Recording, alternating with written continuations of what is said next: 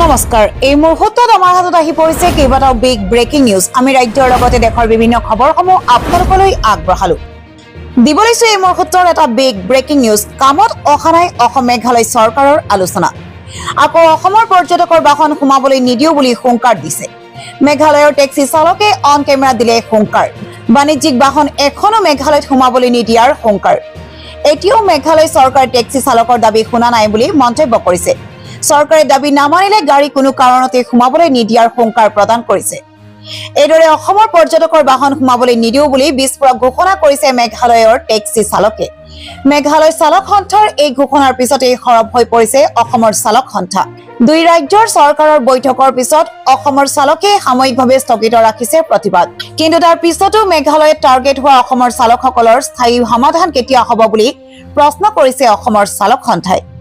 দিব লৈছো এই মুহূৰ্তৰ আন এটা বিগ ব্ৰেকিং নিউজ আজিৰে পৰা সাৱধান হওক ৰাজ্যবাসী অনাগত 4 দিনলৈ ৰাজ্যত বতৰে ল'ব পাৰে ভয়ংকৰ ৰূপ 28 আগষ্ট পৰ্যন্ত বতৰ বিজ্ঞান কেন্দ্ৰই জাৰি কৰিছে হাই এলাৰ্ট উজনিৰ পৰা নামনিলৈ প্ৰায় কেইখন জিলাতে বতৰ বিজ্ঞান কেন্দ্ৰই জাৰি কৰিছে হাই এলাৰ্ট ধুমুহা বৰষুণ বজ্ৰপাত বিজুলী ঢেৰেকনিৰ এলাৰ্ট জাৰি কৰা হৈছে ধুবুৰী দক্ষিণ হালমাৰা মানকাছৰ গোৱালপাৰা কোকৰাঝাৰ চিৰাং বৰপেটা বঙাইগাঁও কামৰূপ জিলাত হাই এলাৰ্ট জাৰি কৰিছে বতৰ বিজ্ঞান কেন্দ্ৰই ইয়াৰ উপৰিও কামৰূপ মেট্ৰ দৰং ওদালগুৰি মৰিগাঁও নগাঁও হোজাই পশ্চিমবংগ কাৰ্বি আংলং গোলাঘাট শোণিতপুৰ বিশ্বনাথ লখিমপুৰ জিলাতো হাই এলাৰ্ট জাৰি কৰিছে বতৰ বিজ্ঞান কেন্দ্ৰই দিব লৈছো এই মুহূৰ্তৰ আন এটা বিগ ব্ৰেকিং নিউজ ৰাজ্যত গাহৰি মাংস খাই অতি ভয়াৱহ অৱস্থাৰ সৃষ্টি হৈছে 10 জনক একেলগে ততাতৈয়াকৈ ভৰ্তি কৰোৱা হৈছে চিকিৎসালয়ত গাহৰি মাংস খাই হঠাৎ অসুস্থ হৈ পৰে লোককেইজন ঢকুৱাখনৰ মাতমৰাত এই ভয়ংকৰ ঘটনা সংঘটিত হৈছে অসুস্থ আটাইকেইজন লোককে ভৰ্তি কৰোৱা হৈছে ঢকুৱাখনা অসামৰিক চিকিৎসালয়ত বৃদ্ধি পাব পাৰে গাহৰি মাংস খাই আক্ৰান্ত হৈ স্বাস্থ্যৰ অৱনতি ঘটা লোকৰ সংখ্যা বৰ্তমানে হাহাকাৰ অৱস্থা সমগ্ৰ অঞ্চলত দিব লৈছো এই মুহূৰ্তৰ আন এটা বিগ ব্ৰেকিং নিউজ বিধায়ক অখিল গগৈক নাজিৰা সমষ্টিৰ বিজেপি বিধায়ক ময়ূৰ বৰগোহাঁয়ে দিয়া ভয়ংকৰ ভাবুকিৰ পাছতেই উত্তপ্ত হৈ পৰিছে সমগ্ৰ উজনি অসম অন কেমেৰা মুকলিকৈ বিধায়ক অখিল গগৈক ভাবুকি দিছিল ময়ূৰ বৰগোহাঁয়ে অখিল গগৈক ভাবুকিৰ পাছতেই আৰক্ষীৰ কাষ চাপিল বানাক্ৰান্ত ৰাইজৰ দল জাতীয় যুৱ বাহিনী আৰু জাতীয় নাৰী বাহিনী বিধায়ক অখিল গগৈক দিয়া আক্ৰমণৰ ভাবুকিক লৈ শিৱসাগৰ আৰক্ষী থানাত এজাহাৰ দাখিল বিজেপি বিধায়ক ময়ূৰ বৰগোহাঁইৰ বিৰুদ্ধে বিধায়ক ময়ূৰ বৰগোহাঁই অতি শীঘ্ৰে গ্ৰেপ্তাৰৰ দাবী কৃষক মুক্তি সংগ্ৰাম সমিতিৰ সাধাৰণ সম্পাদক বিদ্যুৎ শইকীয়াৰ মুকলিকৈ হিংসাৰ কথা কোৱা বিধায়ক ময়ূৰ বৰগোহাঁইক কিয় এতিয়ালৈকে গ্ৰেপ্তাৰ কৰা নাই অসম আৰক্ষীয়ে ময়ূৰ বৰগোহাঁই বিধায়ক হৈ থকাৰ যোগ্য হয় নে নহয় সেয়া বিধানসভাৰ অধ্যক্ষই জনাব লাগিব ময়ূৰ বৰগোহাঁইক অগণতান্ত্ৰিক আচৰণ ত্যাগ কৰিবলৈকো সকিয়নি প্ৰদান কৰিছে ৰাইজৰ দলে ইফালে বিধায়ক ময়ূৰ বৰগোহাঁইৰ ভাবুকিক লৈ বিধায়ক অখিল গগৈয়ে প্ৰতিক্ৰিয়া প্ৰকাশ কৰিছে অখিল গগৈয়ে কয় যে ময়ূৰে যিটো কথা কৈছে গণতান্ত্ৰিক দেশত তেনে কথা ক'ব নোৱাৰি নতুন বিধায়ক হোৱাৰ বাবে তাৰ গাটো গৰম হৈ আছে বুলিও অখিল গগৈয়ে মন্তব্য কৰিছে দিব লৈছো এই মুহূৰ্তৰ আন এটা বিগ ব্ৰেকিং নিউজ এতিয়াই শ্বিলঙলৈ নাযাব কিছু অপেক্ষা কৰক মেঘালয়ত এতিয়াও নিশ্চিত হোৱা নাই অসমৰ জনসাধাৰণৰ সুৰক্ষা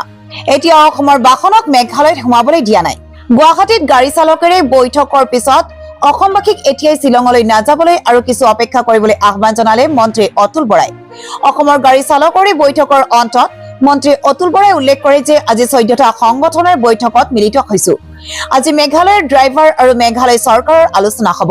তাৰ পিছত সকলো ঠিক হৈ যাব অসমৰ মুখ্যমন্ত্ৰীক সমগ্ৰ বিষয় সন্দৰ্ভত অৱগত কৰা হৈছে অসমৰ পৰা যোৱা বাহনত মেঘালয় প্ৰৱেশ বাধা দিয়া হৈছে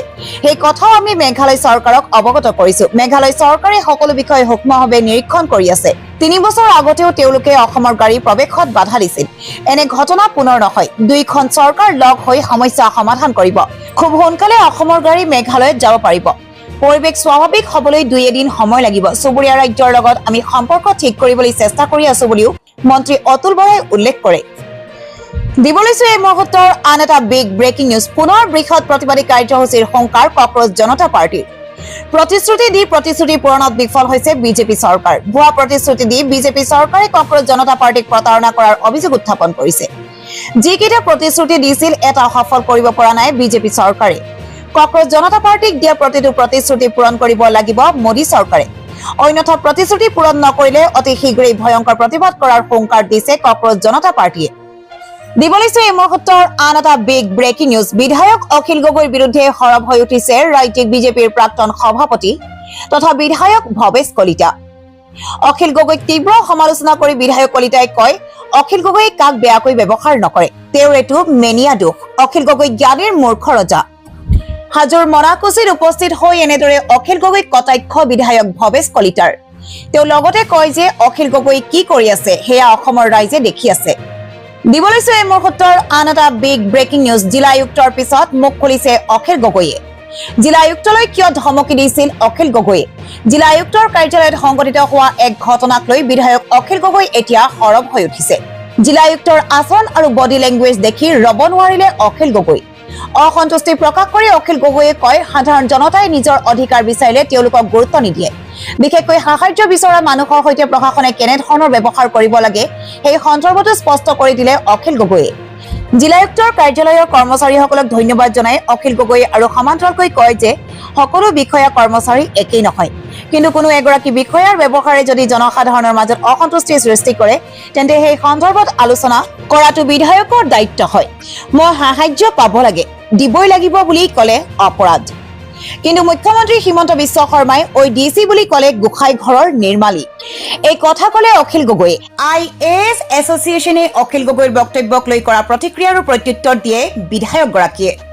সমান্তৰালকৈ অখিল গগৈয়ে প্ৰত্যাহ্বান জনাই কয়, মোৰ লগত শিৱসাগৰলৈ ওলাওক, পৰিস্থিতি চাই লওক, DCক আপোনালোকেও গালি পাৰিব বুলিও মন্তব্য কৰিছে বিধায়ক অখিল গগৈয়ে। দিব লৈছো এই মুহূৰ্তৰ আন এটা বিগ ব্ৰেকিং নিউজ। ক'ত ক'ত লুকাই আছে বাংলাদেশী? বাংলাদেশী সন্দৰ্ভত পুনৰ বিস্ফোৰক মন্তব্য কৰিছে মন্ত্ৰী কৃষ্ণেন্দু পালে। এতিয়াও বহু বাংলাদেশীয়ে গোপনে বসবাস কৰাৰ দাবী মন্ত্ৰীগৰাকীৰ। বাংলাদেশী সন্দৰ্ভত পুনৰ বিস্ফোৰক মন্তব্য মন্ত্ৰী কৃষ্ণেন্দু পালৰ। পাথাৰকান্দিৰ ইছাবিল অঞ্চলত বাংলাদেশী বসবাস কৰিছে বুলি কৰিলে দাবী। চোৰাংভাৱে সীমান্ত পাৰ হৈ ভাৰতত প্ৰৱেশ কৰা বুলি দাবী কৃষ্ণেন্দু পালৰ। বাংলাদেশৰ পৰা চোৰাংভাৱে অহা লোকৰ তথ্য আছে বুলিও মন্ত্ৰীগৰাকীয়ে মন্তব্য কৰে। পাথাৰকান্দি চক্ৰ বিষয়াৰ কাৰ্যালয়ত সকলো তথ্য আছে বুলি কৃষ্ণেন্দুৱে দাবী কৰে। অনুসন্ধান শেষ হলে বহুতক বাংলাদেশলৈ পঠিওৱা হ'ব বুলি মন্ত্ৰীৰ মন্তব্য প্ৰকাশ কৰে। পাথাৰকান্দি অঞ্চলত বৃহৎ উচ্ছেদ অভিযান চলাব বুলিও মন্ত্ৰীগৰাকীয়ে হুংকাৰ দিয়ে।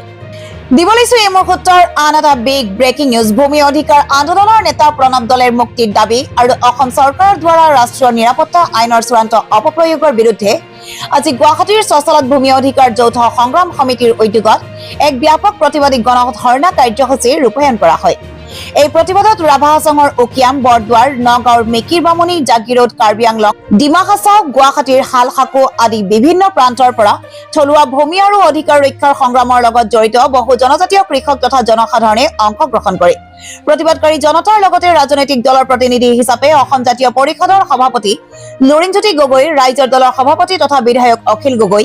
অসম প্ৰদেশ মহিলা কংগ্ৰেছৰ সভানেত্ৰী মীৰা বৰঠাকুৰ, কংগ্ৰেছ নেত্ৰী শিৱামণি বৰা, APHLCৰ সভাপতি জন ইংতি কাথাৰ, CPIMৰ ৰাজ্যিক সম্পাদক সুপ্ৰকাশ তালুকদাৰ, CPIMLৰ সম্পাদক বিবেক দাস,